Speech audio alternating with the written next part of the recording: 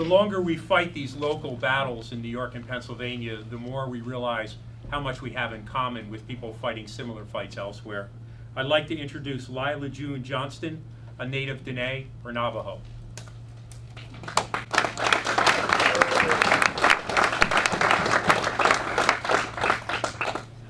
Thank you so much for having me. Yat Dine do Shekis.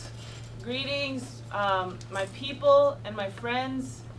She'e Lyla June Johnston Yenishye. My name is Lyla June. Tachitni Nishlin Hathgai Dine Bashishrin Anshin Dashiche Belagana Dashinele. I am a Dine woman. I'm also of European descent as well. I first want to acknowledge that we are standing on stolen, occupied Mohawk land. And I'm very grateful for our Mohawk brothers representing their people. As our Mohawk brother said, he knows how you feel. And so I also want to say that I'm here praying with you that our land can be protected. And I want to celebrate how 500 years after the complete obliteration of indigenous culture and lifeways, that we are standing together as a family once again for what is right and for what is sacred. I'm very happy to be standing alongside all of you and alongside my Mohawk brothers to protect what is sacred, the water and the trees and human families and all of the animal families. I wanted to let you know too that we are also enacting a movement. The Dine people are from the deserts of the Southwest, New Mexico, Arizona, Colorado, and Utah. And we have 4 sacred mountains that circumscribe our homeland. We've been there for many tens of thousands of years. And those sacred mountains are in 3 different states.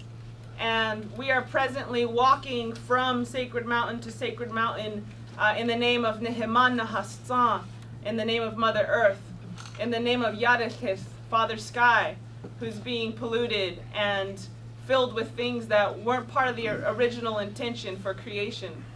And so we walked 225 miles in January and February in the name of our Mother Earth and against the Pinon pipeline, which is cutting across the Dine Reservation and which would transport fracked oil. And in our communities, very similar. We are very impoverished peoples because we've had everything we've had ripped away from us on several occasions, and it's easy to take advantage of us. And so what happens is the gas companies come in, offer $10,000 to a family who's had nothing for 7 generations, and of course they go for the bait. We've had an elder who was going to the bank to cash that check, and then on the way home, his grandson, who was bringing him to the bank, shot him and then took the money.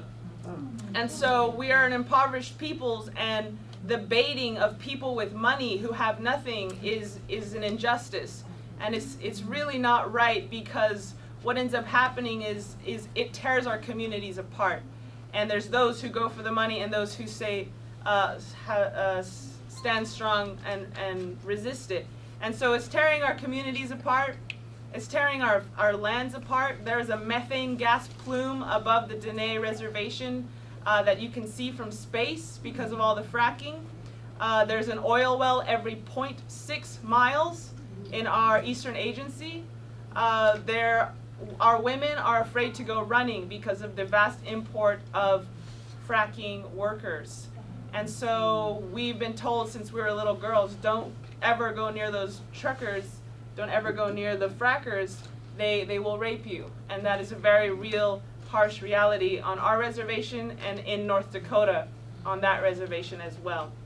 And so I just wanted to share with you a little bit of my story and let you know that we are praying with you.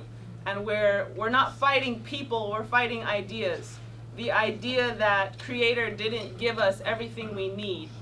we don't even ultimately need solar panels. Our people lived for hundreds and thousands of years, and your people lived for hundreds of thousands of years without oil, solar panels, or wind turbines. We actually lived just fine, very happily, with the sun's light as our warmth and with the clean water as our sustenance. And so I just want to say I'm very proud of each and every one of you for everything you're doing, and I stand behind you, and I stand behind my Mohawk brothers and the mothers and grandmothers that they are protecting. And thank you all so much for what you're doing. I believe in what you're doing. New York is an incredible inspiration to the rest of the world. So thank you for everything you've been doing. You give us hope and inspiration in the Southwest. Aye, mitako yasin.